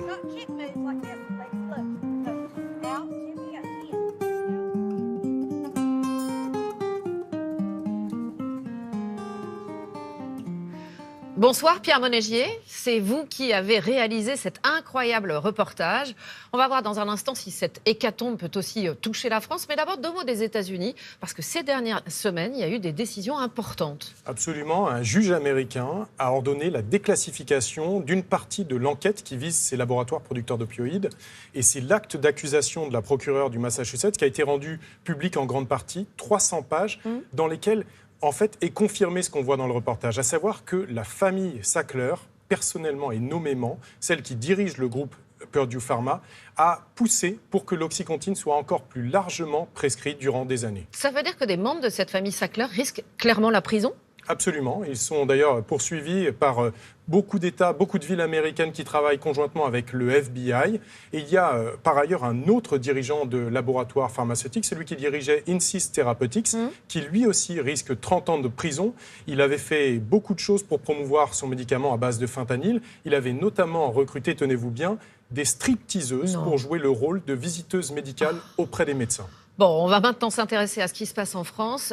Parlons clairement, est-ce que ces médicaments sont en vente en France ? Est-ce qu'il y a déjà des overdoses ?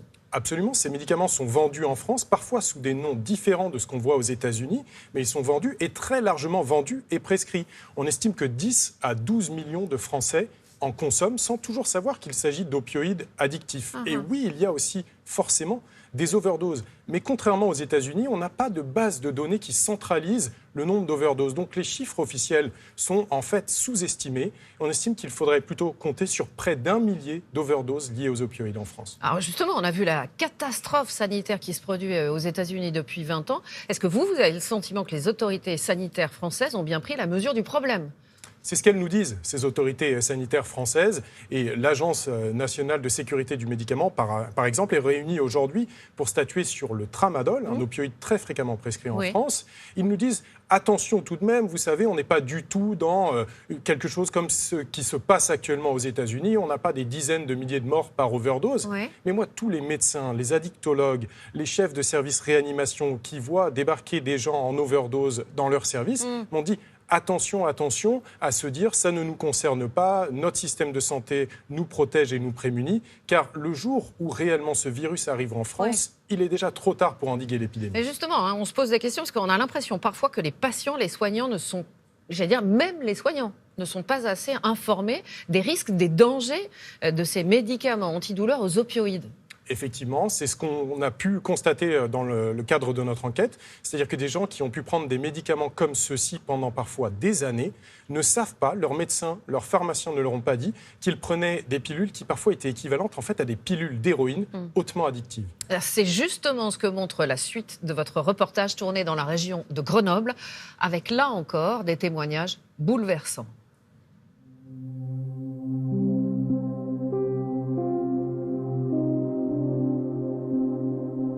On aimerait se croire à l'abri de l'épidémie. Que le blizzard venu des États-Unis ne soit jamais arrivé jusqu'ici. Ne se soit jamais abattu sur cette petite maison du Vercors. Mais après avoir longtemps gardé pour elle son addiction, Valérie Simor a accepté d'en parler. Elle vit entourée de son mari et de leurs 4 enfants. Ne boit pas, ne fume pas. En 2011, on lui diagnostique un cancer du côlon, puis du poumon. Chimio, radiothérapie, opération, elle survit au prix de douleurs permanentes. Son médecin lui prescrit alors du fentanyl, sans lui dire que ce médicament est un opioïde 50 fois plus puissant que l'héroïne. Vous avez été à en prendre jusqu'à combien? Vous avez une idée? Ah oui, j'ai une idée, ouais. Je pense que j'en prenais une bonne vingtaine par jour de comprimés, ouais. J'avais plus de douleur, du coup, j'avais plus non plus beaucoup de pensées. Je vivais un peu comme, je sais pas comment expliquer ça, j'étais pas moi-même en fait. Mes journées, j'étais pas là, je me levais sans me lever, je traînais toute la journée en pyjama. C'est un peu... c'est beaucoup d'émotions de vous parler de ça. Et voilà quoi, ça a été comme ça. Ça a été comme ça pendant presque 4 ans finalement. 4 ans dans le brouillard. 5 ans, ouais, dans le brouillard complet, ouais. Ah, mais vraiment. Et puis ça n'enfonce pas que moi, ça enfonce les gens qui sont autour de moi aussi, quoi. C'est difficile quand même de voir son entourage comme ça, ramer et être désemparé. C'est difficile. Ouais, je vivais à côté d'eux sans vivre avec eux, en fait. Mais l'image de tout à l'heure était belle, en fait. Finalement, j'étais dans un brouillard. Voilà. J'étais plus qu'une ombre qui vivait dans la maison. Il y avait aussi des crises de manque. À court de comprimés, Valérie s'est un jour retrouvée à mâcher des patchs de fentanyl, au lieu de se les coller sur le bras. Peu après, elle a demandé l'aide d'un psychiatre à l'hôpital. Et alors, ce monsieur m'a dit, c'est simple, je vais vous hospitaliser 1 semaine au mois de juillet, et au bout d'1 semaine, vous allez en baver, mais vous verrez, tout sera rentré dans l'ordre. Donc, je lui ai fait confiance, je suis rentrée à l'hôpital 1 semaine, et ça a été la pire semaine de ma vie, je crois. La pire semaine de ma vie. Mon mari est venu me voir. Enfin, je me rappelle même pas qu'il est venu me voir, mais il paraît que c'était même pas moi, quoi. Et puis, en fait, au bout d'1 semaine, je suis ressortie là. J'étais pire que quand j'étais entrée. Et en fait, je suis ressortie avec une ordonnance de fentanyl. Donc, ça a été un peu... Ça a été dur. Hein. Ça, c'était vraiment dur. Qu'est-ce qui vous a aidé? Moi, c'est mon mari. Heureusement qu'il était là, ouais.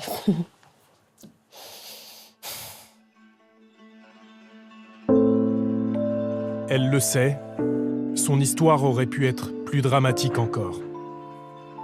Valérie n'est pas totalement débarrassée de l'addiction. Elle est sous Suboxone, un traitement de substitution prescrit aux héroïnomanes, depuis 3 ans maintenant. Depuis qu'elle est suivie par un addictologue. La dépendance aux opioïdes est l'une des plus puissantes qui soit. Le chemin vers la guérison, long et sinueux.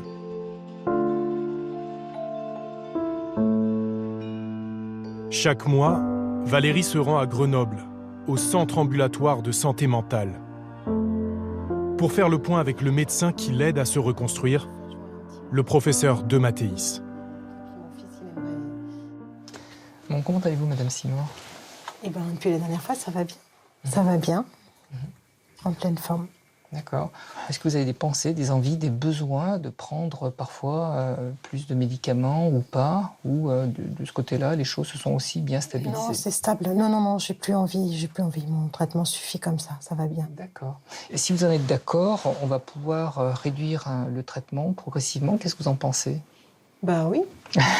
Moi, j'ai envie, oui, bien sûr. Cette diminution est importante. C'est vraiment quelque chose qui me tient à cœur maintenant. Mais ouais, c'est un pas de plus... vers une vie, on va dire, un peu plus normale, quoi, sans médicaments. Parce qu'ils n'ont pas des profils de toxicomanes, les patients accros aux opioïdes arrivent souvent ici avec déjà des années de dépendance derrière eux. on prend des médicaments et parfois on est pris dans un cercle vicieux sans trop comprendre ce qui se passe. C'est difficile pour le médecin qui a prescrit le traitement, c'est difficile pour le patient de se dire que finalement il a développé une addiction avec toutes les représentations que donne l'addiction, la stigmatisation qui est très souvent associée. 500 personnes sont suivies dans ce centre qui traite toutes les addictions. Les opioïdes représentent désormais la moitié des consultations. Donc là, je vais vous montrer un certain nombre de ces médicaments. Lorsqu'un patient démarre son traitement, le professeur récupère les comprimés qui l'ont rendu dépendant. Vous gardez dans un coffre-fort. Absolument, absolument, puisque là, on a effectivement des médicaments qui relèvent des stupéfiants. Des stupéfiants légaux vendus sur ordonnance. Ces médicaments sont des dérivés de la morphine. Ils sont donc tous addictifs, à des degrés divers. Là, vous avez ce qu'on appelle les paliers 2 ou les morphiniques faibles, de la poudre d'opium. Ici, nous avons le tramadol et ici, nous avons la codéine qui est associée notamment avec du paracétamol. Des médicaments assez fréquemment prescrits en France ? Très fréquemment prescrits pour des douleurs classiques, je dirais, modérées. Et alors puis là, on a effectivement donc des médicaments plus forts avec la morphine, l'oxycodone ou encore le fentanyl. Le fentanyl, donc un morphinique de synthèse qui a une puissance qui est 50 fois supérieure à celle de l'héroïne. Les patients ont-ils conscience de prendre des médicaments pour traiter une douleur ou un cancer qui sont plus puissants encore que l'héroïne? Non, mais non seulement les patients n'ont pas forcément cette conscience, mais les soignants non plus. Voilà ce que prenait par exemple Valérie Simor. La mise en garde, au dos à gauche, est pratiquement invisible. Attendez, j'arrive pas à lire. Non, mais là, il me faut une loupe. Il faut une loupe. Là, on voit rien. Alors, c'est écrit stupéfiant, prescription limitée à 28 jours. On voit bien que c'est inadapté. Et à aucun moment, on vous dit attention sur les autres risques. Les opioïdes sont pourtant la première cause de mort par overdose en France. 3 décès par jour, 1 millier chaque année. Pascal en a réchappé de justesse. Il est magasinier, souffre de douleurs au dos. C'est son pharmacien qui l'a fourni pendant des années. Un jour, j'ai dit, ouais, je n'ai pas d'ordonnance, mais est-ce que vous pouvez me dépanner une boîte de tramadol? Il m'a dit oui. Et du oui d'un jour, c'est devenu oui pour toujours. Donc j'allais tous les jours prendre ma boîte de tramadol. Tous les jours? Ouais, tous les jours. 45 cachets par jour. Jusqu'à ce repas de famille, il y a 2 ans. J'ai laissé tomber l'assiette et je suis tombé par terre. Surconsommation, crise d'épilepsie. Point barre. Pendant une demi-heure, je suis resté inconscient. Donc je suis allé à l'hôpital, on m'a fait des tests au cerveau, tout ça. Ça m'a fait peur, hein. Je dis, il n'y en a qu'une vie, hein. Je passais pas loin de la catastrophe avec cette crise d'épilepsie parce que monsieur le médecin m'a dit, vous aurez pu mourir. Et puis je me suis dit, ce qui m'a fait peur aussi, c'est que je garde souvent mon petit-fils. Et je me suis dit, et si ça m'arrive quand je suis seul avec lui? Même au volant, il est des fois avec moi, je me suis dit, j'imagine, je m'encasse dans une voiture, je le tue, tout ça parce que je me suis pris en cachet. Non, mais ça m'a fait vraiment réfléchir. J'ai remis tout ça dans ma tête dans l'ordre. Je dis, oh là, c'est pas bon, quoi. Peut-on vraiment se procurer des médicaments aussi sensibles sans ordonnance? Nous avons essayé, en caméra cachée, en prétextant une rage de dents. Le tramadol, non. Ça, c'est que sur ordonnance. Je peux rien faire malheureusement. Pour le tramadol, je peux rien faire. Nous avons poussé les portes de 4 pharmacies où nous n'étions jamais allés. Bonjour madame. Je me suis fait opérer de dents de sagesse. Ouais, vous n'ont rien donné à la sortie? Ils m'ont proposé un truc, mais j'ai dit non parce que je pensais que ça allait. Et ils m'ont proposé Contramal. Je vous donnais le petit dosage? Ouais. Bah, je veux pas trop en prendre, quoi. En quelques secondes, sans insister, il y a longtemps, la pharmacienne nous tend une boîte de comprimés. C'est quoi comme... C'est du tramadol. Tramadol? Contramal. Contramal, c'est du tramadol. Faut pas conduire, c'est ça, les risques? Déjà, ouais, et puis bon, même faites attention de pas tomber non plus. Hein. Vous voulez un verre d'eau pour prendre tout de suite? Prendre tout de suite, là Ouais. Non, ça va aller quand même, j'ai l'air... Alors, 4,50 €. Moins de 5 € et moins de 20 minutes, pour obtenir des comprimés théoriquement inaccessibles sans ordonnance, qui peuvent soulager, mais aussi enfoncer. De nombreux patients français en témoignent. Pris au piège de la dépendance. Fentanyl, tramadol, oxycodone. Les opioïdes sont à l'origine d'une addiction dont on ne parle pas ou de façon anonyme. Difficile pour des malades atteints de cancer ou de douleurs sévères d'utiliser le vocabulaire jusque-là réservé aux toxicomanes.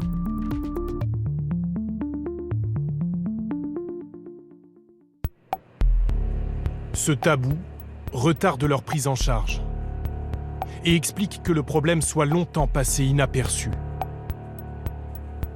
Comme si le nuage de prescriptions s'était arrêté à la frontière, épargnant la France. Les professionnels de santé l'ont longtemps espéré. Aujourd'hui à Lille, réunis en congrès annuel, ils vont entendre un autre message pour la première fois. Le mal qui ravage l'Amérique a traversé l'Atlantique. Les données récentes en Europe montrent une tendance qui mime la problématique nord-américaine. En France, bien que les chiffres restent dans une bien moindre mesure, malheureusement, la courbe prend la même direction. Merci beaucoup. Merci à tous. Les équipes du professeur Nicolas Autier ont analysé 15 ans de prescriptions, d'hospitalisation et d'overdose liées aux médicaments opioïdes. Une première en Europe. Nous allons lancer une étude pour voir effectivement combien de Français étaient concernés. La réponse est 12 millions chaque année, qui reçoivent au moins une prescription. 12 millions de Français. Et puis ensuite, nous avons étudié, parmi les complications, l'évolution du nombre d'hospitalisations en France pour overdose liées à ces médicaments. Et ces overdoses ont augmenté de quasiment 200% depuis l'an 2000. Pourtant, à quelques pas de là, on continue de promouvoir les opioïdes. Le salon de la douleur, c'est aussi le grand marché des médicaments antalgiques. Médecins, infirmiers, cadres hospitaliers y sont réunis et ce sont les laboratoires qui financent. À première vue, Purdue Pharma n'y figure pas. Le créateur de l'oxycontine, poursuivi aux États-Unis, est pourtant présent sous un autre nom. Mundi Pharma, sa filiale à l'international. Nous approchons du stand en caméra discrète. Si vous avez besoin d'infos, je suis à vos dispositions. Oui, c'est quoi ça? C'est une association d'oxycodone et de naloxone. Une variante de l'oxycontine. En France, elle ne peut théoriquement être prescrite qu'en cas de cancer. Mais ça peut être prescrit pour d'autres choses? Ça pourra être prescrit pour d'autres choses. Parce que la même molécule, elle a été mise en cause, c'est ça, hein, c'est l'oxycodone. C'est laboratoire Purdue aux États-Unis avec l'oxycodone, en effet. C'est le même laboratoire. C'est des filières différentes d'un groupe. Voilà, c'est vrai que je sais qu'on est sur une actualité qui est un peu compliquée en rapport justement à cette crise. Bon, bah merci. Je peux garder? Merci. L'oxycodone est l'opioïde qui a le plus fortement progressé en France ces 15 dernières années. Une augmentation de près de 2000% selon l'étude du professeur Autier. Au stand d'à côté, le produit phare est à base de fentanyl, l'opioïde qui tue le plus aux États-Unis. Je suis journaliste. D'accord. Ça, c'est fentanyl? Oui. J'ai entendu pas mal de gens s'inquiéter de risques d'addiction sur des produits. Les fentanyl? Ouais. Ah oui, mais à cause de ce qui se passe aux États-Unis. Mais pas en France. En France, j'ai lu un article il n'y a pas très longtemps. C'est pas n'importe quoi. Donc c'est vrai qu'on a eu mauvaise presse à cause des États-Unis, mais en France, il ne se passe pas du tout la même chose. C'est pourtant ce même médicament, prescrit par sa cancérologue, qui a entraîné Valérie Simor vers la dépendance. Non, la douleur, je l'ai toujours, mais voilà, je fais autrement, et puis c'est comme ça, c'est comme ça. On voudrait voyager un peu, on va s'acheter une tente de toit là, pour mettre sur la voiture, et puis on va aller voyager un petit peu. Valérie est aujourd'hui sortie du brouillard, où les opioïdes l'ont plongée durant des années. Elle espère que son témoignage conduira d'autres patients à demander de l'aide. Et qu'elle n'aura été qu'une miraculée, pas la première victime d'une épidémie, d'un blizzard prêt à tout emporter.